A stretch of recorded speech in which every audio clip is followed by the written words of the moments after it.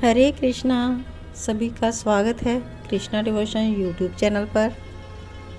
हम सभी श्री कृष्ण चरित अमृतम श्री हरि की कृपा से श्रवण कर रहे हैं और ये ग्रंथ श्री हरिशरण उपाध्याय जी द्वारा लिखित है और इसमें इन्होंने विदुर जी और उद्धव जी के संवाद को वर्णित किया है और संपूर्ण श्री कृष्ण चरित्र के दर्शन हमें करवाए हैं। और अब हम भाग 179 तक पहुंच चुके हैं और आज का शीर्षक है अक्रूर पहुँचे वृंदावन।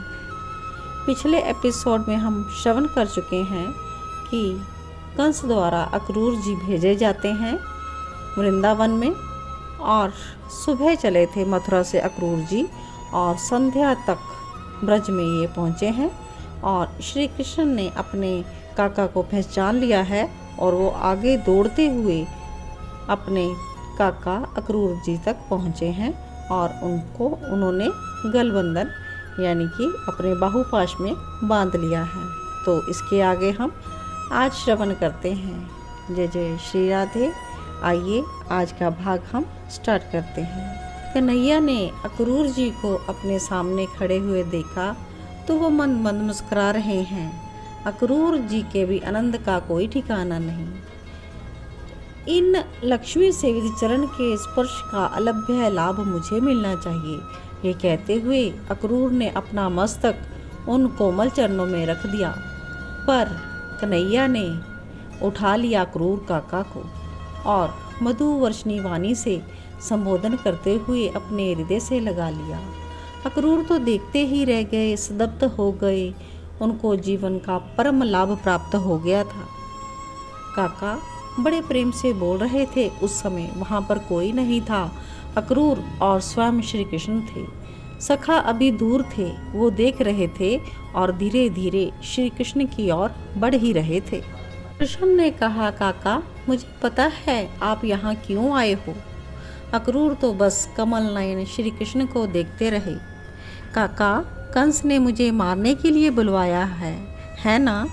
अक्रूर चौंक गए, फिर शांत विचार करने लगे। अंतर्यामी नारायण अगर आप सब जानते हैं तो इसमें आश्चर्य क्या है। काका मेरे बाबा और मेरी मैया से ये बात मत कहिएगा कि कंस के कहने से आप आए हो और कंस ने मारने के लिए बुलवाया है। ये सब मेरी मैया बाबा से मत कहना। श्री कृष्ण जल्दी जल्दी बोल रहे हैं क्योंकि सारी बातें ग्वाल सखाओं के सामने नहीं कह सकते थे। दोनों की वार्तालाप चल रही थी तो सब सखा पहुंच गए अब और पूछ रहे, कौन है ये कन्हैया। कन्हैया ने परिचय दिया, ये हमारे काका हैं। तभी बलराम भी वहां पहुंच गए।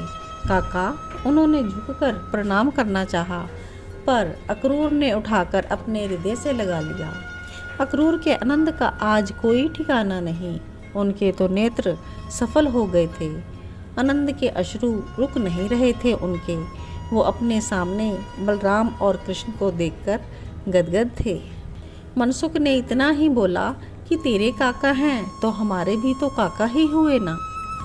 लेकिन उसे अक्रूर अच्छे नहीं लग रहे थे क्योंकि बलराम और कृष्ण के सिवा उन्होंने सखाओं से बात करना तो छोड़ो, किसी को देखा भी नहीं और उचित भी नहीं समझा। श्री कृष्ण ने कहा भी ये सब मेरे सखा हैं। सखाओं ने हाथ जोड़कर नमन भी किया पर अक्रूर जी ने तो सबको नहीं देखा, बस युगल बलराम कृष्ण को ही अपलक देखते रहे हैं। तो मनसुख से रहा नहीं गया, पूछ लिया, क्यों आए हैं ये तेरे काका। तो कृष्ण ने अक्रूर के सामने ही अपनी प्रसन्नता प्रकट कर दी। मुझे लेने आए हैं, हम सब जाएंगे मथुरा। पर सखा तुझे अच्छा लगेगा वृंदावन छोड़कर मथुरा जाना। मनसुख का एकदम से हृदय कंपित हो गया।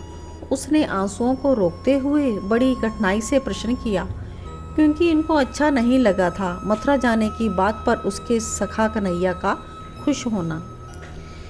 अरे तुम सब भी चलोगे क्यों काका, श्री कृष्ण ने अक्रूर से पूछा।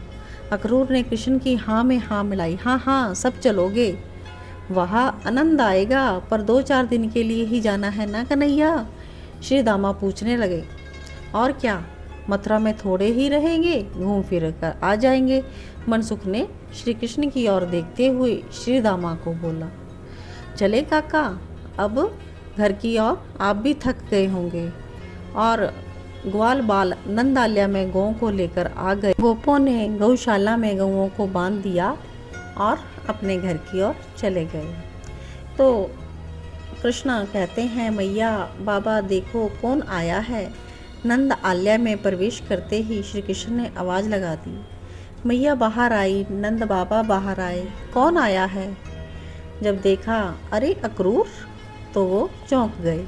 ब्रजरानी और ब्रजराज चौंक गए, साथ में रोहिणी भी थी।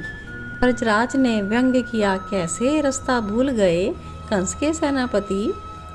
तो अक्रूर आगे बढ़ते हुए नंद बाबा के चरण छूते हैं, कहते हैं ऐसा मत कहिए, आप सब जानते ही हैं पेट के लिए सेवक बना हूँ कंस का। ब्रजरानी से भी कहते हैं, भाभी मैं आना चाहता था पर कार्य इतना है उस दुष्ट कंस का कि मुझे अवसर ही नहीं मिला। तो ब्रजराज कहते हैं, अच्छा अच्छा ठीक है, हाथ पैर धो लो, भूख लग रही होगी, यात्रा से आए हो।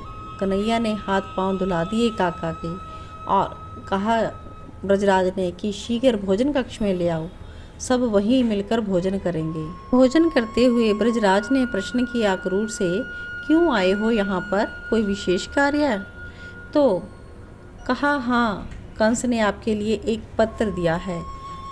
तो यशोदा का भी हृदय स्तब्ध हो गया, ओहो ये क्या लेकर आया है, कंस का दूत बनकर आया है ये अक्रूर। दाल लेकर आई ब्रजरानी, लेकिन अक्रूर को देना था, लेकिन कंस का पत्र सुना तो उसके हाथ कांप उठे और दाल वहीं पर फैल गई। तो रोहिणी कहती है, मैं पहुंच देती हूँ जीजी, आप भीतर जाओ, मैं भोजन करा दूंगी। रोहिणी तो पहले से ही समझ रही थी कि ब्रजरानी जीजी आज होश में नहीं है।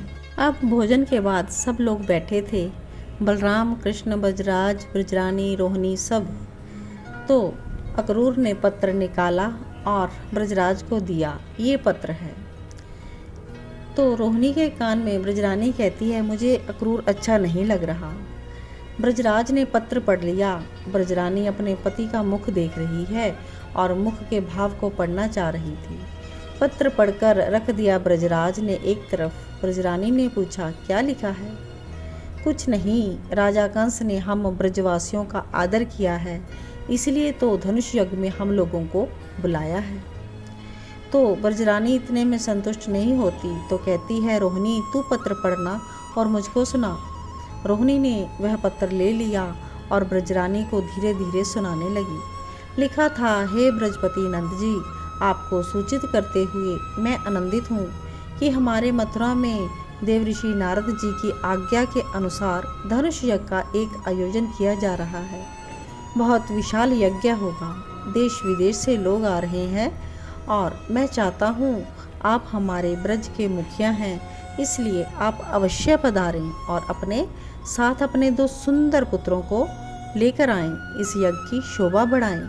बालक हैं जो वो यज्ञ का दर्शन करेंगे तो उन्हें भी अच्छा लगेगा। आप आएंगे अपने पुत्रों के सहित, इसी आशा के साथ महाराज कंस।